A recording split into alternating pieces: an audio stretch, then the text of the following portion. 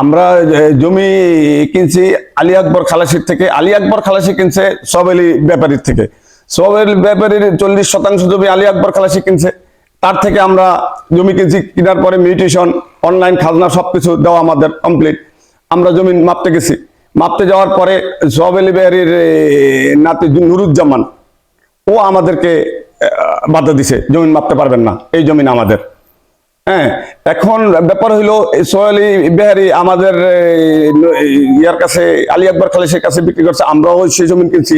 আরো যদি ওর দাদাকে ওর কাছে বিক্রি করে থাকে, ওরা আমাদেরকে বাধা দিতে পারে যে জমিন এখানে কম আছে, বেশি আছে, আপনারা এটাই করেন। ওদের তো এক করা সম্পত্তি নয়। এই অপপ্রচার করার জন্য, আমাদের মানহানি করার জন্য নুরুজ্জামান আমাদের বিভিন্ন ভাবে এই ছোট করার জন্য ফেসবুকে স্ট্যাটাস দেয় এবং হুমকি দেয় এবং আমাদের কাছে চাঁদা চায়। আমরা লজ্জায় বলি না।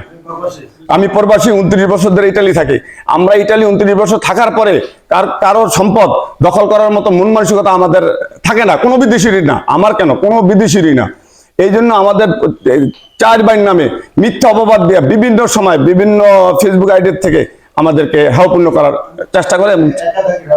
রাতে আমি যে আমার মেন বাড়ি হচ্ছে ক্ষীরপাড়া, আমি এসে বাড়িপাড়া এই চল্লাউলানি বাড়িতে একা থাকি, বিভিন্নভাবে হুমকি দেয়, হাওপূর্ণ করার জন্য ফেসবুকে লেখা আমাদের মানহানি করার চেষ্টা করতেছে। এই জন্য প্রশাসনের প্রতি আমার সহানুভূতি এবং আমাদের এই ব্যাপারটা যে দেখে, যেটা নেয় ওইভাবে যেটা আমাদের সাহায্য করে, নিরাপত্তা চাই প্রশাসনের কাছে। আমাদের জমি মাপার জন্য আমরা আসছি। জমি এই কেনার পরে একাধিকবার মূল মালিকানাগণকে আমরা ডাকছি যে আমাদের জমিটা আপনারা বুঝিয়ে দেন, এবং যারা যারা কিনছে কাগজপত্র নিয়ে আমরা এক জায়গায় বসি, তারা কোনো মতেই বসতে চায় না। যে অনেকবার বলা হয়েছে এবং আশেপাশের লোকজনেরও বলা হয়েছে যে আমরা প্রবাসে থাকি, আমাদের জমিটা আপনারা বুঝিয়ে দেন। তারা কোনো মতেই কাগজপত্র নিয়ে বসে না।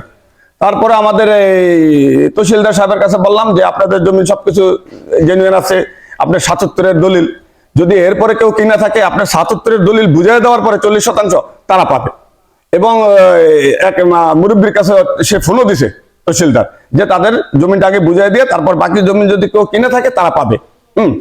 এরপরও আমরা এরপরে তো হই হাল্লা করে তাদের যে সিমটম দেখে আমরা ভয় ওখান থেকে আইসা পড়ছি। তারপরও আমাদের ফেসবুকে বিভিন্ন ভাবে হেয়পূর্ণ করার জন্য বিভিন্ন ভাইয়ের নামে লিখতেছে। এটা আপনাদের কাছে আমার বিচার হইলো।